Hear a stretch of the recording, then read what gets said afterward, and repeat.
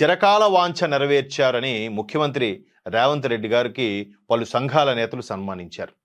ఒకవైపు ముఖ్యమంత్రి రేవంత్ రెడ్డి గారి మీద విమర్శ, అలాగే చాలా రేషియో తగ్గింది, నెక్స్ట్ బీఆర్ఎస్ఏ వచ్చేస్తుంది లేదా బీజేపీ వచ్చేస్తుంది అనే విమర్శలు వస్తున్న నేపథ్యంలో రేవంత్ రెడ్డి గారికి పలు సంఘాల నేతలు ఒక సన్మానం చేశారంటే ఆ వార్త ఏంటో చూద్దాం.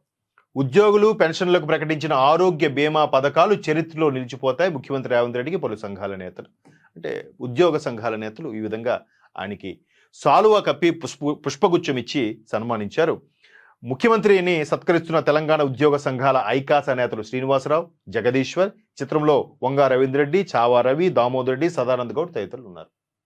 వీళ్ళందరూ కూడా ఒకప్పుడు ఐకాసాలో ఉన్న వాళ్ళే, తెలంగాణ ఉద్యమ సాధన కోసం కృషి చేసిన వాళ్ళే. ఇప్పుడు వాళ్ళు ముఖ్యమంత్రి రేవంత్ రెడ్డి గారిని ఈ విధంగా సన్మానించుకున్నారు. ఎందుకంటే ఏదైతే ప్రభుత్వం ప్రకటించిందో ఆరోగ్య బీమా పథకాలకు సంబంధించి, అలాగే రీసెంట్గా డిఏకి సంబంధించి ప్రకటించిందో ప్రభుత్వం, మంత్రి పొంగులేటి గారు కూడా దాన్ని అనౌన్స్ చేశారు. ఆ తర్వాత ఈ ఉద్యోగ సంఘాల నేతలు ముఖ్యమంత్రిని కలిసి ఈ విధంగా అభినందించారు.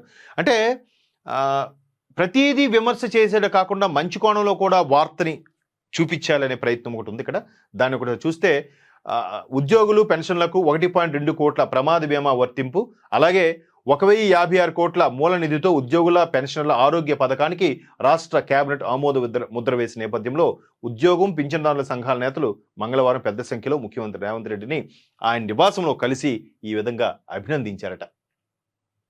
సో ఈ విధంగా ముఖ్యమంత్రి రేవంత్ రెడ్డి గారి మీద ఏదైతే గ్రాఫ్ తగ్గిపోతుంది, వ్యతిరేకత ఏర్పడింది అన్నారో, రీసెంట్గా ముఖ్యమంత్రి రేవంత్ రెడ్డి గారికి సంబంధించి బీఆర్ఎస్ నీటికి సంబంధించి ఆంధ్రప్రదేశ్లో లాలూచీ పడ్డారు, దానికి వాటర్ ఇచ్చేస్తున్నారు అని విమర్శ చేస్తున్న సందర్భంలో 10 ఏళ్ళు మీరే ఉన్నారు కదయ్యా, అప్పుడు ఎందుకు ఆపులేదు, ఇప్పుడు ఎందుకు విమర్శిస్తున్నారు అని ఒకటే ప్రశ్న వేశాడు. లేదా బహిరంగంగా చర్చకి మీరు సిద్ధమా, రండి మాట్లాడుకుందాం. 10 ఏళ్ళుగా వాళ్ళే కదా ఉన్నారు. ఇప్పుడు ముఖ్యమంత్రి కిరణ్ కుమార్ రెడ్డి గారు ఉన్నప్పుడే ఆయన చెప్పాడు, బాబు ఈ వాటర్ గురించే ఆంధ్ర తెలంగాణ విడిపోయినప్పుడు ఖచ్చితంగా ఆర్గ్యుమెంట్స్ జరుగుతాయి, గొడవలు వస్తాయి, ఆ పొరపచ్చాలు ఏర్పడతాయి, 2 కృష్ణా నీటి జలాలు కానీ గోదావరి నీటి జలాలకు సంబంధించి కానీ ఇరుపక్షాల వాళ్ళు ఆర్గ్యూ చేసుకుంటారు, ఇబ్బంది అవుతుంది అని కూడా చెప్తే, మా తెలంగాణ మాకు వస్తే మేము చూసుకుంటాం అన్నట్టుగా కేసీఆర్ గారు అప్పుడు చెప్పారు. తర్వాత 10 ఏళ్ళు ఎక్కడ కామ్గా ఊరుకున్నారు.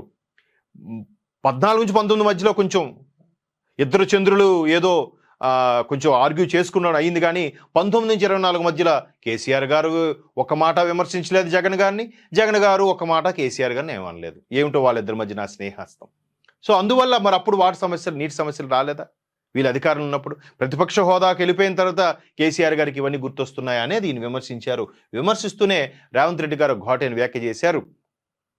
2033 వరకు కూడా మా ప్రభుత్వమే ఉంటుందని కూడా ఘంటాపదంగా చెప్పాడు. మరి ఆయనకున్న కాన్ఫిడెన్స్ ఏంటో, నిజంగా మరలా ఆయనే ముఖ్యమంత్రి, అదే ప్రభుత్వం వస్తుంది అని అంత కాన్ఫిడెన్స్గా చెప్పడం. సో ఇట్లాంటి సంఘాలు సన్మానం వల్ల కూడా ఏదైనా జరగచ్చు, రేపు ఎన్నికలంటే ఇవాళ కూడా ఏదైనా జరగచ్చు. సో తద్వారా అంత కాన్ఫిడెన్స్గా చెప్పారేమో అనిపిస్తుంది. సో ఇదొక ప్రధాన వార్త.